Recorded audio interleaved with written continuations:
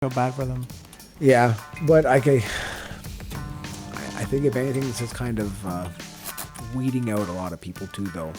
I think in a lot of senses, right? Because if you really want something, you won't take your eyes off it. Like, you won't stop, especially like if you're like in this sport because you need this sport. Like, you're never out of the gym. You're always working. You're always putting the time in. You're always focused on something. You always have a goal. And I feel like if this has deterred you away from that goal, like how bad do you want it, right? Like, I don't. It really comes down to that, I think. Do you have the mentality to fight whoever? Yeah. Yeah. Yeah. Because it was never hard to match you up. Never really. Like, it was pretty easy to match you up, actually. It was like, as an amateur, I came up, like, we'd fight anyone, anywhere, and I definitely had like a rough, like, I'd fight anyone. Like, some fights went my way, some fights didn't go my way. But as an amateur, as a pro, it's been kind of good to have people in my corner that want to see me develop properly and not just throw me in there with some crazy stud right away, right? Like, it's Brad's good for that. Yeah, like, I'll fight anybody standing up.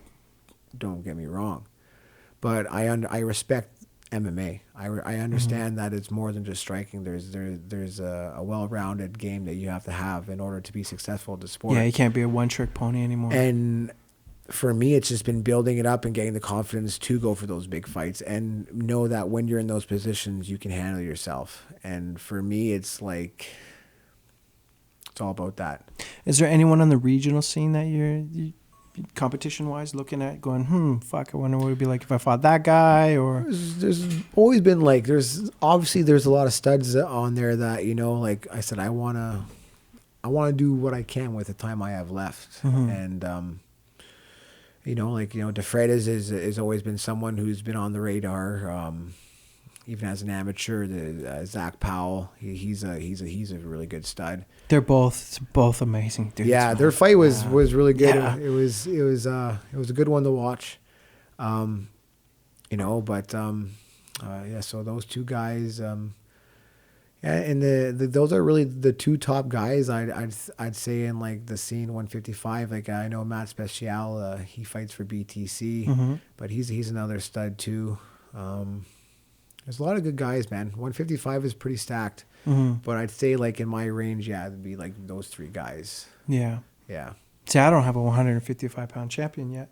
No, yeah. Yeah. So that's why I'm like, I start to look at, at the guys that are around and who's available. I mean, I got to start crowning these guys, man. I got to start making, separating the best from everybody else. And a lot of times what happens with the regional scene is a lot of guys don't like to fight each other. And they don't like to fight each other because they'll train together. And I mean, like, you say, I'll fight this guy, but next, you become friends, and then you're training together next week. And then a lot of guys go from one gym to the next, and they all become friends. But I mean, I think for a guy to flourish in the sport, you have to ding off everybody regionally. I think that anyways. And in reality, in my mind, with the way I look at it as a whole, you're in the sport because you want to be the best, right? Like, bottom line. So what are you going to do if you meet these people at the top, right? Like, in UFC, like, you got to fight them, right? Like, it's just, you're 1 and 2. So someone's got to budge here, right? Like, you got to get over that.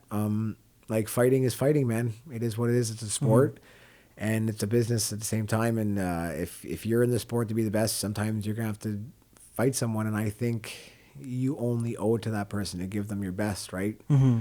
Because, like, even in amateur scene, you'd see some guys come up in tournaments. One guy would be here, one guy would be there, and they'd meet in the final. And I've been in the room and heard some conversations between teammates, like, let's just go out there and point it out, and let's just have some fun. It's like, you're cheating yourselves, man. Like, you owe it to go out there and fight each other, because you don't want to wake up tomorrow and be like, I got outpointed by that guy, but I could have, left head kick that guy, cross, knock him out. Let's just go. You owe it to each other to go out there and fight. So I feel like a lot of these things where people don't want to fight each other because they train together and stuff like that, like,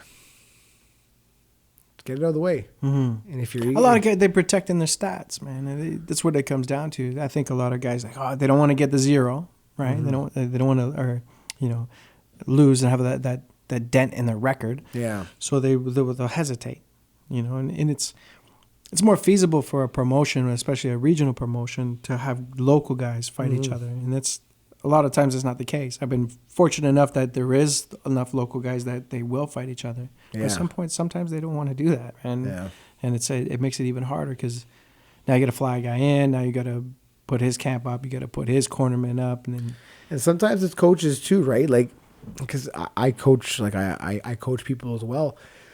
And like, you want your fighters to have that mentality to fight anybody. Like you want them to be in there. You want them to be gamers. But it's like, as a coach or as a manager, it's up to you to kind of protect that at the same time too, because we've all seen guys get tested too soon, and then they crumble and break, and then they're no good again. And you see some guys like the Laramie brothers, for example, like TJ. Like, you see how Reno brought those guys up. It was the right fights at the right time, and look at where you. Reno Belcastro's a fucking mastermind at that. Like, he truly put everything into those guys, and all his guys. Yeah. He takes the right fights. He knows what's right for them. He knows when to take the hard ones. He knows when they need to be challenged. That's the thing with a coach. You gotta, like, there's that old Mike Customato. It's fire can cook your food. It can burn down your house. It's all in how you control that fire. And I feel like that's a really important thing in life to understand, especially with fighting. Is you can burn out before you even get going sometimes, right? And you got to make sure that, especially in fighting, like, it's an unforgiving sport. We talked about earlier, like, we're in a sport where Bruckman says it all the time, where your career can end at any given practice. So, you gotta, it's a tough sport. You gotta be willing to roll the punches.